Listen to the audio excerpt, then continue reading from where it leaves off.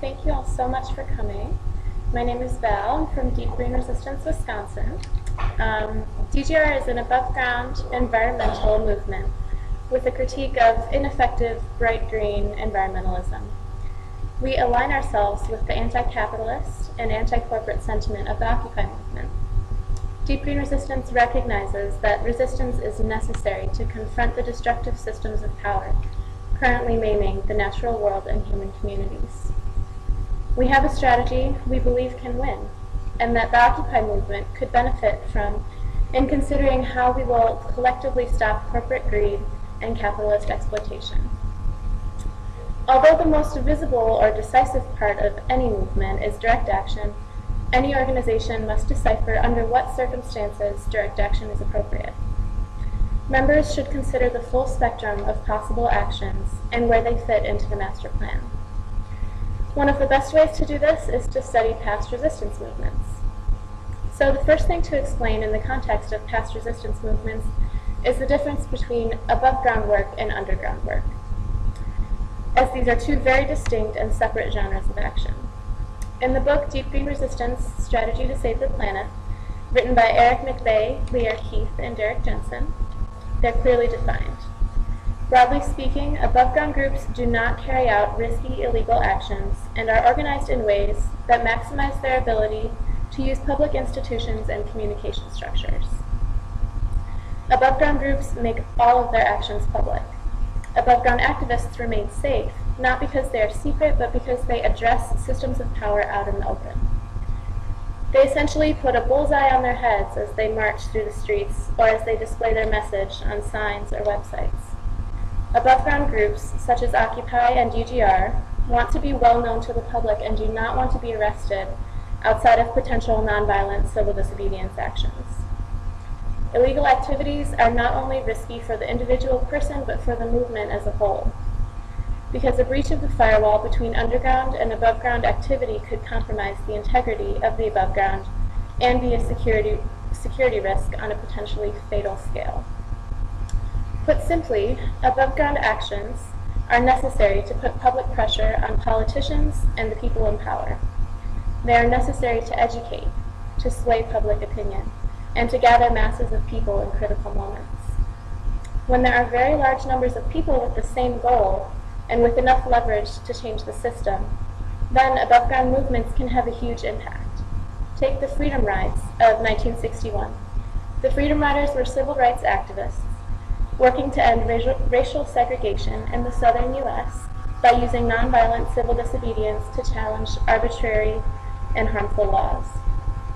Large numbers of people put their lives on the line, and the result was desegregation. However, when there are smaller numbers of people with divided goals, it is important to recognize that above-ground movements alone are not enough to match the scope of the problem. So what other type of group makes up a successful resistance movement?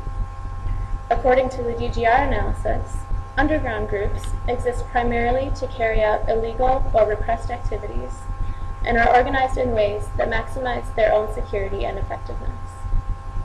Underground groups do not want their actions to be well known, so as to avoid state repression.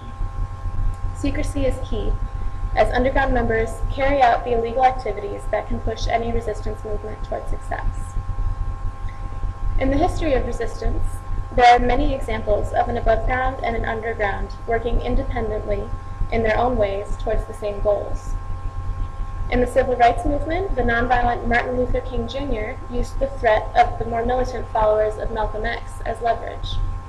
"You'll have to answer to them if you don't answer to us," was a strong suggestion for cooperation. Pacifistic methods used by Gandhi and the Indian National Congress were supplemented by the militancy of Bhagat Singh and other Indian revolutionaries.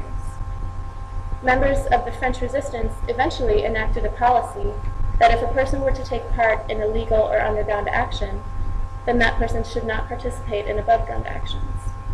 They recognized that there should always be a strict firewall between above-ground and underground groups for the sake of security for everyone. Therefore, any person that is a member of an above-ground group should never simultaneously be a part of an underground group. This ensures that underground actions can continue as above-ground groups use the underground actions as leverage to sway public opinion. Again, successful resistance movements are typically divided into above-ground and underground categories. It is important to understand where above-ground organizations, such as Occupy, fit into the larger picture so that we can start deciding how to utilize our publicity. Any above-ground activists have many different kinds of actions to choose from. One of the authors of Deep Green Resistance created a figure, which I passed out to everybody, called a taxonomy of action, which shows the spectrum of many different forms of resistance. On the left of this figure, the fighting back starts with acts of omission. These are political, social, and economic non-cooperation, such as strikes, boycotts, tax and debt refusal, shunning and excommunication, civil disobedience, mutiny and insubordination, withdrawal and emigration, and any other forms of non-cooperation that a person might choose to do. To the right of the figure, we have acts of commission, through which activists are confronting power and building resistance.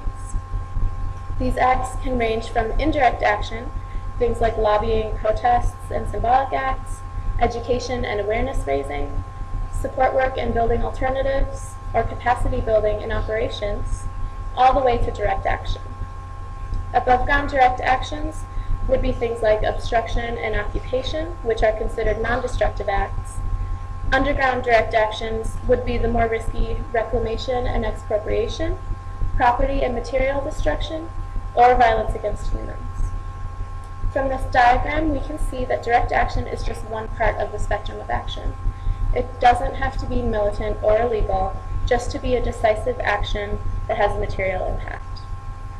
Direct action means not going through a third party like a politician, and it is not persuading others to act, but acting yourself. So as an above-ground organization, which kinds of direct action are appropriate for us to take?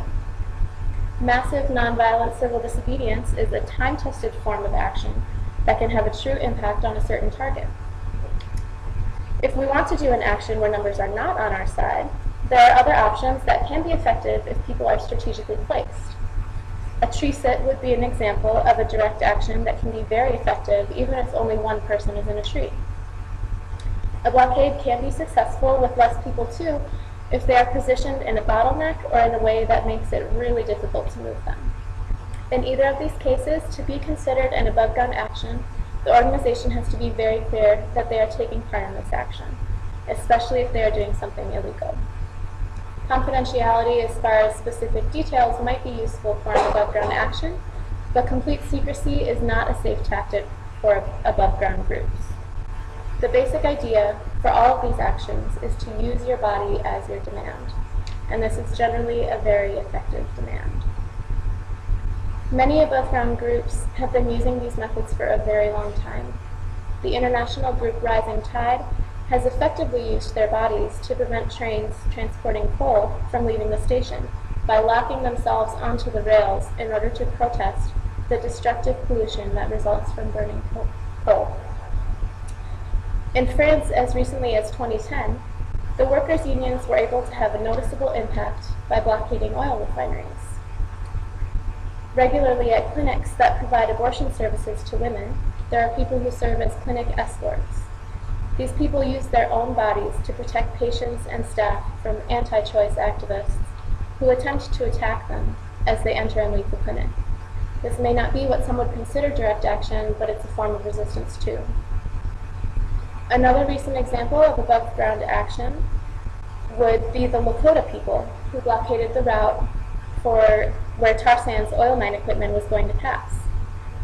The people involved in this blockade included some of the community's elders, one of whom took part in the action from her wheelchair, in order to protect the land from the destructive oil extractive processes. There are modern-day examples of direct action that could be considered underground as well.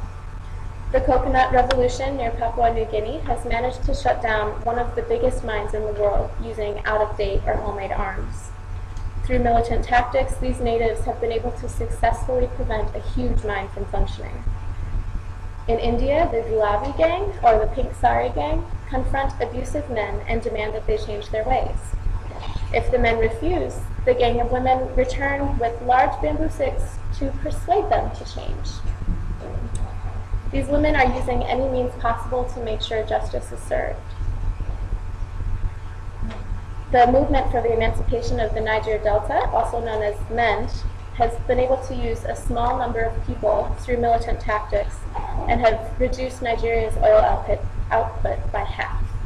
A small number of people using militant tactics reduced the oil output by half in Nigeria.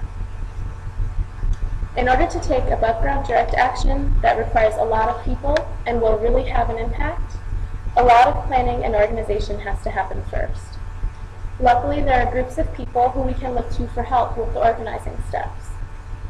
The Ruckus Society has a variety of printouts that can help you decide what action will be the best one for your target, and then help you learn how to make it happen. Seeds for Change is another resource that has tons of great tips on planning a direct action no matter what your goal is. There are also opportunities for direct action training around the country. DGR members recently had a great direct action training from a member of the group called Root Force, based in Michigan, where we learned about how to deal with the police, different blockade methods, and we even learned how to make a tripod, which can be a very effective blockade method.